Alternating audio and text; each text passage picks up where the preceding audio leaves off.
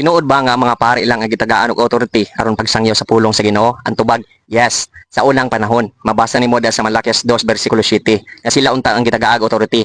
Pero diya sa Malakias 2 bersikulo 8 mibiya sila sa kamatuoran ug nagtudlo na hinuon sa kadaghanan sa pagbuhat og sayop. Mao nang mabasa na din mo diha sa New Testament sa Efeso 4:11 nga mga pastor na ang gitagaagasa sa Ginoo aron pagsangyaw sa iyang pulong. But bisag dili ka pastor, kung willing ka magpagamit sa Ginoo aron pagsangyaw sa iyang pulong sa kamatuoran, why not gamiton ka sa Ginoo? Wala na pili ang Ginoo basta willing lang ka magpagamit. Kay mabasa nimo diha sa Buhat 2 bersikulo 17 nga sa katapusang panahon ibuubo sa Ginoo ang iyang espiritu sa tanang katawhan sa mga babae ug lalaki aron magsulti sa iyang pulong. So kung abot na nga panahon nagwali na kasi ang pulong, deserve nimo kadawat kag balaang espiritu. Basta ang imong giwali ang pulong ra gyud sa Ginoo nga base lang gyud sa balaang kasulatan nga wala kay gidugang ug wala gipuno. Deserve gyud ka nga mahimong usa ka magwawali sa atong Ginoong Hesukristo. Daghang salamat and God bless. Lisod kay ning manudlo ta, nya nga atong panudlo dagdag bawas sa iyahang literatura, sa iyang esensya ug sa iyahang gitawag og kasaysayan.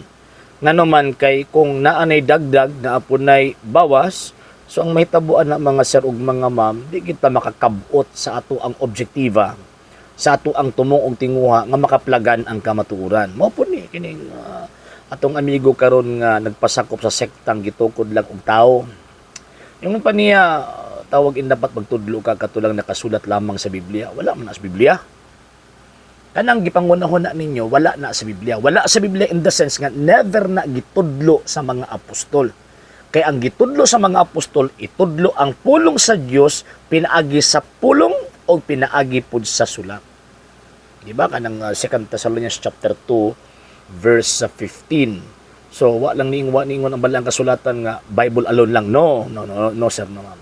Dili na mo ay pagtulunan ang gitudlo sa mga apostol. And ingon pa sa mga apostol, particularly Saint Paul, bisan gani kami o sa kaanghel magtudlo og ebanghelyo nga lahi sa among giwali, ipatunglo siya. So, kaya wa man nagtudlo ang mga apostol ana, ang gitudlo sa mga apostol, scripture and tradition man, so buti pasabot, kining pagtulunan aning moong atong amigo, itong luhonon diba? Kani man mo gitudlo sa gitawag og mga apostol.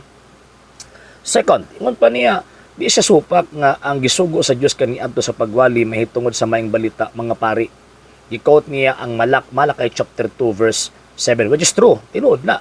O niya kanang Malakay chapter 2 verse 7 manggod, mao manggod na ang function, general function sa mga pari, which is kaniadto wala gituman sa gitawag og mga pari nga maoy una nga tawag ining midawat sa sugo sa Ginoong Dios nga magtudlo mahitungod sa iyang kaalam, magtudlo mahitungod sa iyang kahibalo. Mo nang kada sa Malakay chapter 2 verse 8 gisaway sa Dios. Pero it does not mean nga nawala ng pagkapari. Nga naman kay si Kristo apostol ug pangulong pari sa pagtuo. Hebrews chapter 3 verse 1, and nagtukod sa gingharian sa mga pari. Revelation chapter 1 verse 6. So bisan sa pag-abot na Ginoong Kristo sa pagtukod niya sa iyang iglesia, gitukod niya ang iyang iglesia gingharian sa mga pari, dili gingharian sa mga pastoy. Balikan nato itong Malakay chapter 2 verse 7 to 8. Dito ang problema ng mga tawhan na magud pagbubasa manggod dito lang kutob sa ilang gusto. Kitang mga Katoliko manggod basa manggod ta ang atong ginatan-aw sa kinatibukan. So gibasa lang niya ang Malakay chapter 2 verse 7 to 8. Wa niya gidayon dito sa Malakay chapter 3 verse 3, which is continuation sa subject nga gisgutan sa Malakay chapter 2 verse 7 to 8. Og ang giingon sa Malakay chapter 2 verse chapter 3 verse 3 nga muanhi ang Ginoo aron sa paghinlo sa iyang gitawag og mga pari. Dapat ila nang gibasa. Pero matingalat ang anong dili man nila tawag ining basahon, hadlok sila nga masakpan ang ilahang gitawag og bot-bot ang ilahang bakak. Niya actually hanap-hanap ako mata pero sige lang. So nagingon din muanhi siya sa paghukom sama sa magputli sa plata, hinluan niya ang mga pari ingon sa pagputli sa plata ug bulawan. Kauliman ka. So tinuod na nga na ang mga badlungon nga mga pari. Pero muanhi siya aron paghinlo sa iyang mga pari. Wala giingon nga hinluan ang mga pastoy. Pero ngano na naman lagi mabasa lagi sa Ephesians chapter 4 verse 11 nga pastor. Actually, ang tinuod nga pastor pari. Kasi si Kristo pastor man to at the same time pari. Di ba? St. John chapter 10, si Kristo pangulong pastor. Nya pagkahuman at the same time ingon pang St. Paul, pangulong pari sa pagtuo nga atong gihuptan. So, Bot pasabot kung na ay magpastor-pastor niya, dili ganin na pare, pastoy na. Piki na. Oh. So kanang gingon sa Ephesians chapter 4 verse 10, refer na sa mga pari nga nagdumala, sa mga pari nga magbalante nga sumala pang Saint Paul ni Saint Luke, Acts chapter 20 verse 28, mga obispo. Di ba dili nang pastor na silang unahuna nga kanang maglatagaw nga bitit-bitit Biblia. No, di na mao. Piki na, piki. And ingon pa niya nga sa karon di bisan pag dili pare basta gipili ka sa Ginoong Dios. Usa man ka pagpili. Sumala sa kasaysayan sa Kristiyanidad, unsa ang ka pagpili? Kana ra bang magunahon na or kana ra bang magbasa-basa kanya muhukom din kasi mong kagulingon nga gipili na kas Ginoo? Damgon niyo na. Resulta na sa napas mo ninyong pangunahon na og panabot. Dili na may gisulti sa balang kasulatan. Mahitabo ang pagpili pinaagi sa pagtawag. Mabitaw ang mga apostol gipili sila, gitawag sila ni Kristo. Personal gyud gitawag ni Kristo.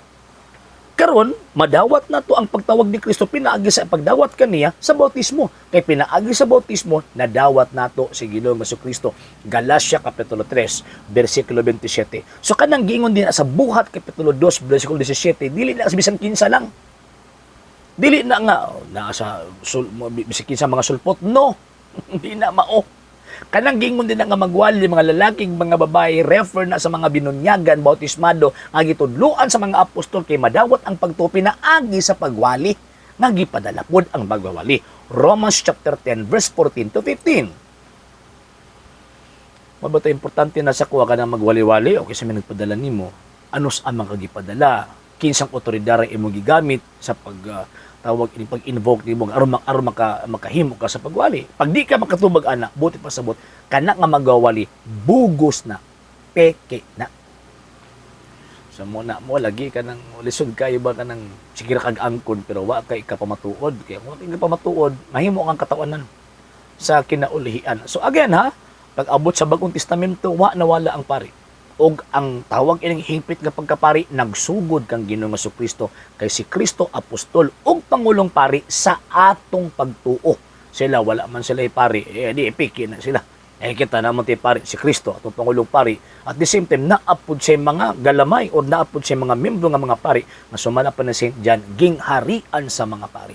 So mo pasakop anang pundok nga way mga pari. Kung pasakop man ang pundok nga way mga pari, disgrasya inyong kalag din na. Kung di mo pangwartahan, imperno pag yun inyong kalag. Okay? Sa hindi pa po nakapag-follow sa mga pages po natin, i-follow nyo po yung mga pages po natin. RJ Horolanciano II, TV Apolia Punto Argumento page, Kuya Apologies TV page, and RJ's Vlog 2022. And pwede rin po kayo mag-send po dyan ng Facebook stars. And also, sa ating po mga channels, sa hindi po nakapag-subscribe, subscribe po ninyo yung mga channels natin, Dalay Catholic, Apologies International Official, RJ Sano II TV, Kuya Apologies TV, and Barrio Kawayan Religious Forum. And pwede rin po kayo mag-send po din ng super sticker, super chats, and super thanks. And maraming salamat po sa mga kapatid at mga Katoliko na ulis pong tumutulong sa programa po natin. Maraming salamat po. Nang dahil po sa tulong at suporta po ninyo, ang programa pong ito, until now, andito pa rin po sa social media. And until now din po, nangangalang pa rin po tayo sa tulong at suporta po ninyo dahil wala po kami magagawa rito mga sir, mga ma'am kung wala po yung tulong at suporta po ninyo. Sa gusto pong tumulong, sa gusto pong sumuporta, pwede po ninyong ipadala ang tulong at suporta po ninyo sa pamamagitan po ng ating mga account numbers dyan po sa ating pong screen, and pwede niyo po kaming i-message sa ating pong page kung via remittance po yung papadala po ninyo. Maraming salamat po in advance.